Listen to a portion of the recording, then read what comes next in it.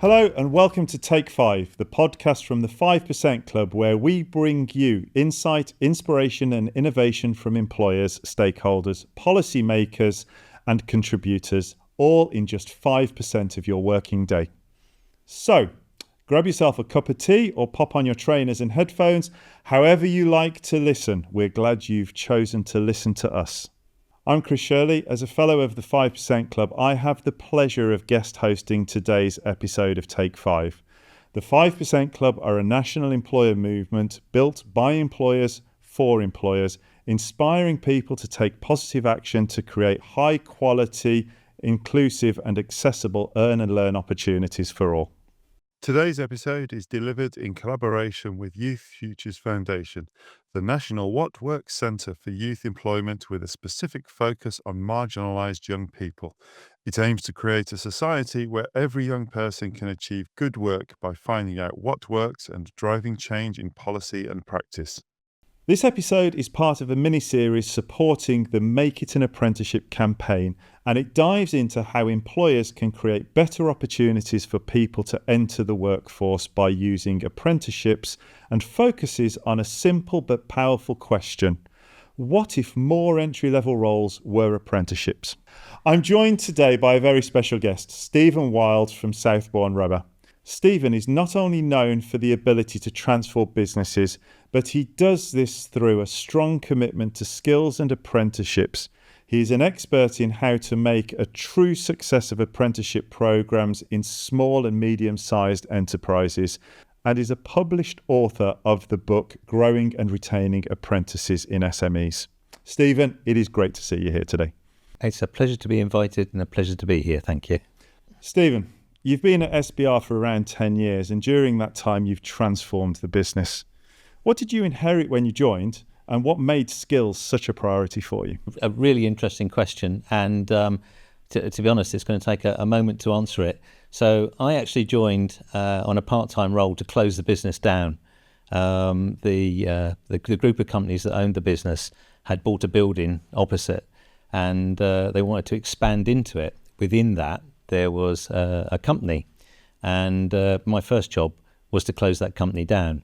I walked into the business 10 years ago. There were 7 people, very aging workforce, not as aging as the equipment, because that was out of something of the 1950s and 1960s.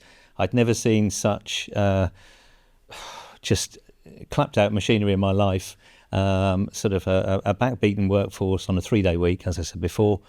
It really did need closing down. That was the bottom line. And I thought, as soon as I can do this, I had a 6-month contract. I thought, if I can close this down in 3 months, I'll be doing everyone a power of good. In my second week at Southbourne Rubber, which was a rubber manufacturing company, which I should explain, rubber and elastomers for aerospace and defence. It was turning over a meagre $365,000 a year, making a small profit. The previous owners had it as a lifestyle business, and basically put no investment into the business. I was going about my business, closing the business down, when I stumbled upon the fact that they had some approvals for aerospace customers, and the first one I found was approved for Airbus, and I couldn't quite believe it. I had this A4 piece of paper crumpled up and sort of scratched and what have you. To me, it kind of opened a door of opportunity. So the rest of the day I spent hunting around and searching for other accreditations and approvals. And by the end of the day, I'd found 12. So I went down to the road to where Wilkinson which was still open at the time, and I bought 12 A4 frames, and I pinned them on the wall behind my desk.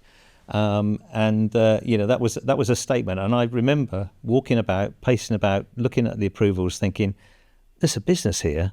There is actually a business. I wonder if they really understand what it is. I think about 2 days later, the chairman of the companies came along and said, "Oh, how's the closing down of the business going?" And I said, "Yeah, I'm making plans and all the rest of it." And I turned around to him and I said, "Do you understand what this business is?" And he sort of turned around nonchalantly and he pointed through the window and he said, is it the machinery? And I said, have you seen the machinery? It's clapped out, it's leaking oil, it's on its last song and dance sort of thing. I said, no, it's not the machinery. He said, is it the people? And I said, look at the browbeaten people that are here. Honestly, it's not the people. And he said, well, I don't know. Stop wasting my time. What is it? I turned around and I said, look at that. I said, that is £1 million business. I said, that is, if I was a millionaire, it would take me 10 years and millions of pounds to get those accreditations. I said, there's a real business here. I'm sure of it. So within a heartbeat, being the man that he is, he then doubled my workload effectively. So in line with me closing the business down, I then had to write a 5-year business plan, which I was to present to the shareholders to see which one way. Anyway, you can guess where it went, because obviously 10 years later I'm the MD of Southbourne Rubber. So we've got approval to move the business on. So this takes us to a fact where, I wanted to understand exactly what the business was. So I went out to the top 5 customers, who weren't the biggest customers in the world with only a small turnover. But I was very surprised to find out that every single one of the customers said, you deliver on time, your quality's great, we wish we had more suppliers for you. But they only took 1 or 2 parts at the time. So there was a great foundation there for something, and really the key to that was going to be sales. And as much as I come from a sales background and things like that, and technical and IT, I was not of aerospace or anything in mind. So we needed, new talent and new ideas, and we couldn't actually afford anyone, because anyone that was a seasoned sales professional was going to cost us tens of thousands of pounds. And we weren't losing money, but we certainly weren't making money. We were literally, if we came in all square at the end of a month, it was a happy time sort of thing. And bearing in mind that when you're with an SME, it's all about your operating profit and your net profit. Cash is king, and all of those things employed. So I always wanted to take on apprentices, and I thought that this could be a way forward. And Julie set about trying to, break the seal, as it were, to try and, go out and get an apprentice. We went out to a local company, and we had several people come back with CVs. We interviewed some people, and one of them was a 19-year-old stacking shelves in Waitrose at the time, who played rugby for Havant, and he dutifully became the first apprentice that we had for sales, and he joined us and did a level 3 apprenticeship. He, like all apprentices, took about 6 months to find his feet, and then started to grow into the role, soak up the knowledge, and he's never looked back since. Fascinating. And I have to admit, I'm a little bit surprised. I had in my head, as you started explaining what you walked into, that your first apprentice would be an engineering apprentice or a technician on the kit. But you went straight in for sales because that was the need, and there was a cost benefit. How did you go about identifying which apprenticeship standards might be the right ones, or actually what the priority of recruitment was going to be? I'm a big fan of driving a business. To me, if you're creating sales, you're putting logs into the steam engine to generate steam, to generate traction, to generate speed. And without those chunks of coal, logs, whatever you want to call it, the steam train just grinds to a halt. We were a company in desperate need of sales, effectively, and that sort of momentum forward. So to me, it was always about generating that. And the way we did that was through apprenticeships. So sales generated, was so great that we needed to invest in a sales administrator, because we were overwhelming the company, the quality systems and everything else. And with what we were doing, supplying into aerospace and defence, you need to keep control of the system. And to do that, we needed an administrative assistant. So again, I went out, I took on the second apprentice a year later. So that was effectively the snowball effect. So taking on these 2 apprentices, suddenly we'd kind of, halved the average age of the company as well. And we have all these new thoughts and things going through. And from that point onwards, when we took on yet more apprentices, the apprentices were teaching the apprentices. So we'd kind of crossed the Rubicon. We crossed that speed hump as it was, that really difficult thing where I'm as a 60-year-old trying to teach a 20-year-old, the meaning of life. It got a lot simpler. And I think that's great. And I think one of my takeaways already from this conversation is when we talk about apprenticeships, we quite often default to they are a technical route of qualification. And actually, just from where you've started, it was, I'm going to bring in someone from a sales perspective initially, and then somebody to support that sales. So we're already creating that ecosystem within SBR. Yeah. I think when we take that then to the next step, where did you go next? So you've got your first 2 apprentices on board. You're building your sales and your quality assurance piece. What was the next step in that apprenticeship journey of SBR? So I think it'll sound really logical, actually. So we did sales, administration, and then it was all about engineering, because obviously we were generating a lot more sales. By this time, we'd moved from 2016, we were 2019. We'd grown the company from 300,000 to 850,000, which is no small thing. You've doubled the size of the company, in 3-4 years. We 14 people, so we doubled the workforce as well, and we took on 3 apprentices in engineering, effectively on that year as well, and so we had a lot more skills transition as well, and they were doing a mixture of level 2s initially, but they crossed to level 3 and did level 3s throughout, and we've got 2 of those still working with us today. Fantastic, which goes to that retention piece. And I think we mentioned earlier that as a published author, and we've got a copy here of how to grow and retain apprentices within SMEs. Yeah. So well worth a read if people get the opportunity to. I think when you start to think about that journey, and you've gone from 300,000 to 600,000, 7 employees to 14, 2 to 4 of them are now apprentices. What impact did that have on the culture of the organisation as it started to prepare for what had been quite a bleak future? You'd been brought in to close things down, and now suddenly you're growing, you're doubling in size. You've got young people coming in and developing. I think, to be honest, it's I use the word tsunami a lot in my life, but it did start sort of an avalanche or a tsunami, if you like, because what we were doing, we were creating this wonderful culture where we have a group of young people that the great thing with young people is they haven't been told no and they can't do it. They're open-minded. There's nothing they can't do because they haven't been told by society or by anyone else that they can't do it. And I think that's a freedom that we kind of lose. But we've managed to tap into that and enhance it. And I think that what we were doing, we had effectively apprentices that were going out and winning us the business. We had apprentices that were organising us as a company and growing us in a way that was sustainable. So we were growing, as much as we were growing muscle and skin, we were growing bone as well. Those are big opportunities for you in life. So you can move to another position, you can become a manager, and all of the people that have worked for us, they've only known that. So there is a sort of a fierce determination to get to that next step, to move the business on. And as we've taken on over 30 apprentices now, and 100% of them have stayed with us, finished their level 3, level 4. Some of them have moved on, but we have now 16, 18 of them still with us, current and former apprentices, which is absolutely great. And one of the reasons that we joined the 5% club, we were gold member for the 2 previous years and a platinum member this year, which is a great honour and a great organisation to be part of.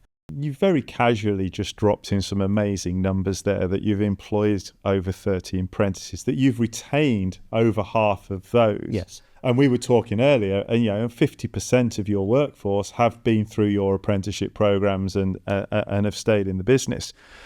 So in terms of talking to our audience and kind of giving away some of your trade secrets, what is the secret to retaining apprentices? I come from a farming background. I was born in the Falkland Islands.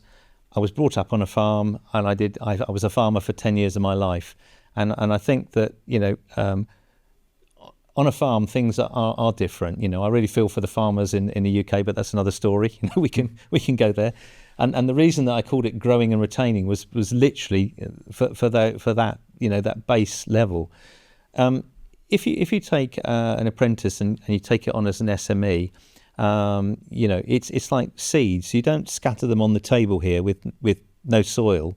You don't suddenly pour water on them every 6 weeks and expect it to grow. You don't let weeds come in and destroy the tender shoots sort of thing. So I like to use the word ecosystem.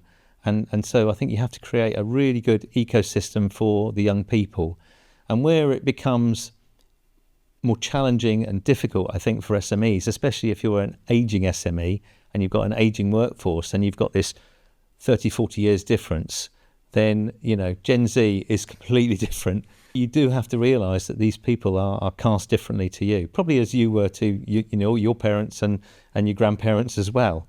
So I think there has to be a sort of a mutual amount of respect about how modern people are connected to society, how a mobile phone is a key part of their lives, how social media is very important to them and things like that.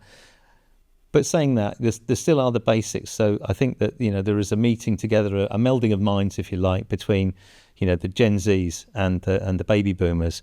But as I said before, it is difficult to go in there and just take on your first apprentice if you haven't got apprentices and you've got an aging workforce, to make that young person feel safe, feel secure, and make them feel part of what they're doing. The other thing that I do is that I have an open door policy. Basically, I don't have an office. I sit in the middle of the office, and I always say to my staff, my door is always open. They always laugh and walk off, But I'm there. I walk around the business. I'm part of it. I hear everything that's going on, and I want to be, because I want to be connected to it. I'm not one of these people that put myself in an office and no one goes to. And to me, that's the way that I make the business work for me, and hopefully make it work for everyone else. And if you look at our bottom line, you look at the people that we've taken on, then it's a success, because this year we'll turn over 4.5 million and make a good profit for the shareholders. So the recipe is correct, it's right, and it works. And I think that's so important, creating the right environment for success. And I think that is led from the top down. We were talking before the podcast and before we started recording today around some of your success stories. And one of those success stories is linked to this next question, I think. How have you continued the development journey once your apprentices have finished their initial program? Yeah. How have you nurtured that talent and supported their personal development? Effectively, there's no bounds to the development. So most of the apprentices come in and they will do a level 3. Some have done a level 4 straight off, but there's the sort of the unusual ones. But we never stop people from learning. Having the cleverest people you can in your organisation is only a benefit to you. And I think if you're using, introducing new skills, new learning, new education, it's great for the business. You always want to surround yourself with the cleverest people you can. Rule number 1 of management: try and make your job role redundant, and you're doing a good thing, I think, as a manager. Mm-hmm. So what we've done is we've encouraged people. So if we take our first apprentice that we were talking about earlier on, he did a level 3, he did a level 5, he did some intermediate ones in between. So he's got a great level of education under his belt, plus the fact he's got 10 years worth of experience and bringing in multi-million-pound orders and everything else. And so we're really, really pleased that our first 2 apprentices are now both directors in the company, at the tender age of 26 and 28, which is fantastic. An amazing testament to the success of the work that you and your team have done within the organisation.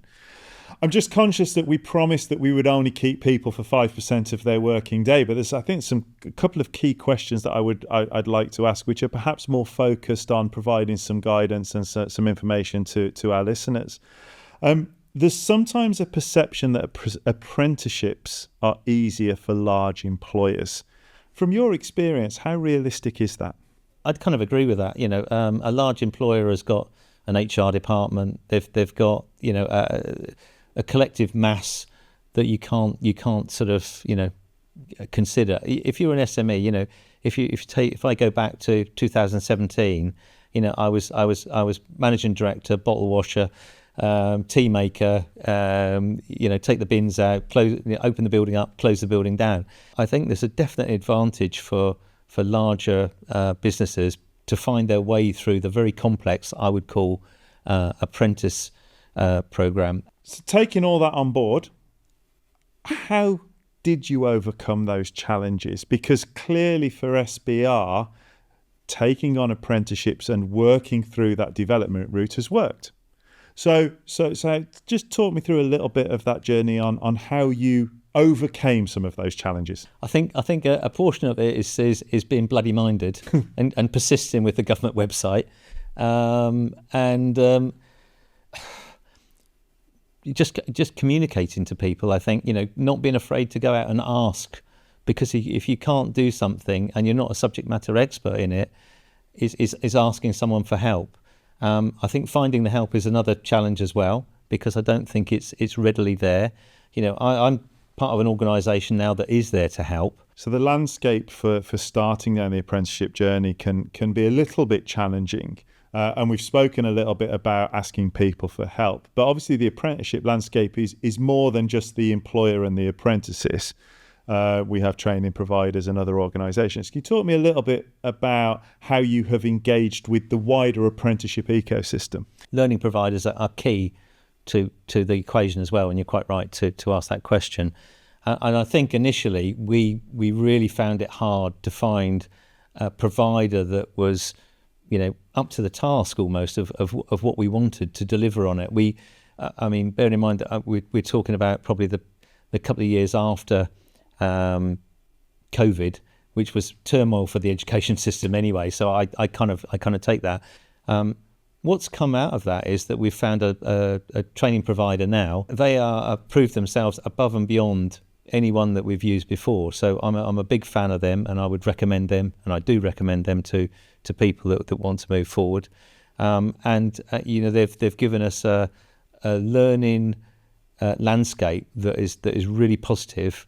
And the results we're getting are fantastic. So I think it is about finding a learning provider that works for you as an SME.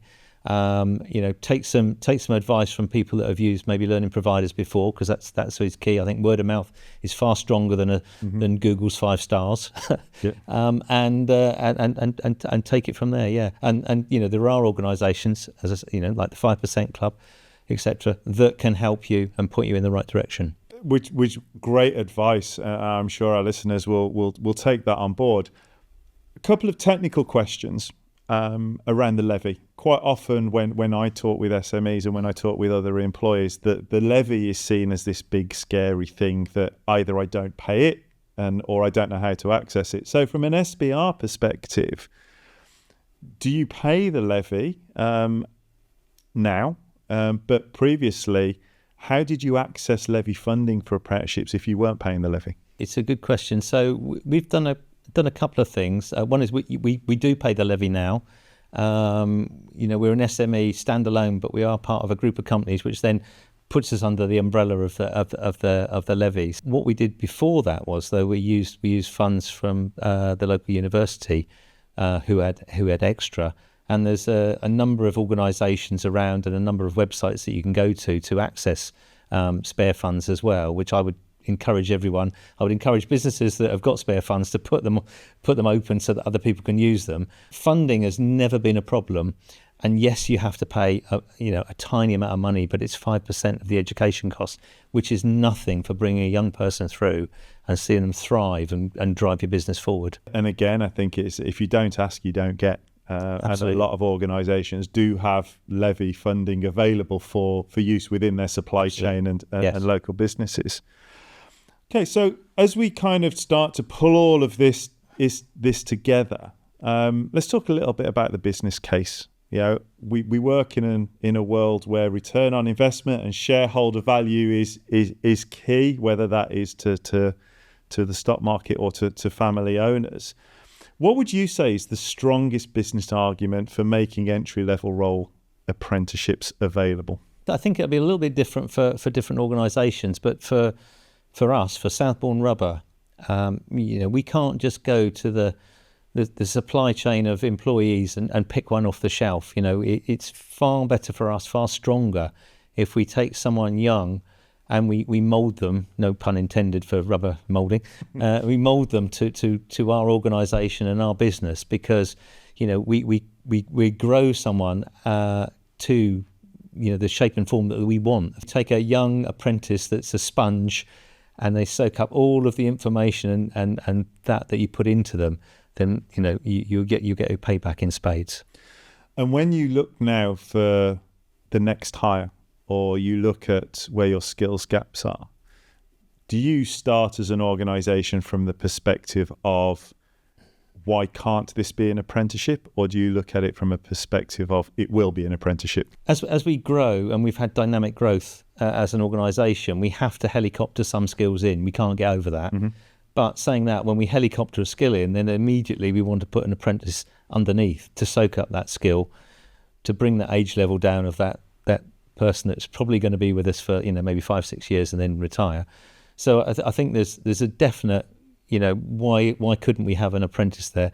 And I'm a big fan of looking over the horizon. So if I see a job that's coming up, I like to have the apprentice in place 12 months before. We need to actually see him at the coalface sort of thing, because then I think we're giving the apprentice a good amount of time to make an impact on the business. And that's not to say that the impact is 12 months. That's not true at all, because I think we start to get a benefit out of them in 3 or 4 months, and sometimes before that. Stephen, you have shared some amazing insights today, and I think we're all a little bit in awe of the journey that SBR has been on. And I am sure there is more than one listener just wanting to ask a little bit more about what was it like to be born in the Falkland Islands. But if an employer is listening today and has an entry-level vacancy coming up, and they are considering it to be an apprenticeship, what's the message that you would like other SMEs to take away from today's conversation? A positive feeling toward apprenticeships, I believe, is the message that I try and give. They have given our business, the way forward, and the ability to, take on a very competitive workplace and move the business forward. And without their thinking out the box, without their new thinking, we would still be in a much lesser place. So my advice is, take the chance, invest in the apprentice, invest your time in them, and you will get it back, fourfold, tenfold, and that's what we've done as well. I think that's what's come clear to me from this conversation. My background tends to be from large organisations rather than SMEs, but my takeaway from our conversation today is that while it can be quite daunting to take that first step, the first step is the hardest one to take. And yes, once you're on the journey, there is help, there is support, there is guidance to be able to really benefit from the diversity of thought, the enthusiasm that comes with bringing on new perspectives and diversity. When you get it right, you have an apprentice who stays on a journey and becomes a director of the organisation as part of it. Stephen, thank you so much for your time and your insight today. It has been a great conversation, and I am sure our listeners have got a lot of value out of it. So thank you very much. Today's episode of Take 5 was brought to you in collaboration with Youth Futures Foundation, working on their mission to ensure that more young people can secure and thrive in good work. Thank you so much for giving us 5% of your working day.